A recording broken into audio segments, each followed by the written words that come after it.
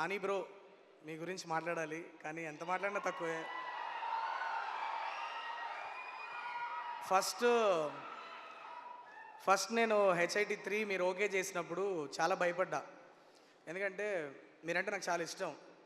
Generally మనకు చాలా కావాల్సిన వాళ్ళకి దగ్గరికి వెళ్ళే కొద్దీ, వాళ్ళు ఎక్కువ తెలిసే కొద్దీ, వాళ్ళ ఇన్సెక్యూరిటీస్, వాళ్ళు అసలు నిజంగా ఏంటి అని తెలిసే కొద్దీ మేబీ కొద్దిగా ప్రేమ తగ్గే ఛాన్సెస్ కూడా ఉంటుంది. సో మీ దగ్గర అయినప్పుడు చాలా ఫస్ట్ ఒక 1 వీక్ చాలా భయపడ్డా. అంటే మీకు ఇంత దగ్గర అయిపోతున్నాం, you know would I lose that adulation for you అన్న చిన్న టెన్షన్ ఒకటి ఉండింది.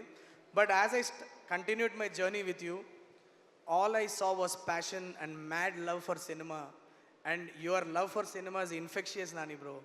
అంటే మీరు హోటల్లో ఎప్పుడన్నా 10ంటికి జస్ట్ వచ్చి మీ తలుపు తట్టి ఏదో ఐడియా చెప్దామని వస్తే అప్పుడు ఏదో సినిమా చూస్తూ ఉంటారు, సరదా కూర్చొని మాట్లాడుకుందామన్నా సినిమా గురించి టాపిక్ వస్తుంది.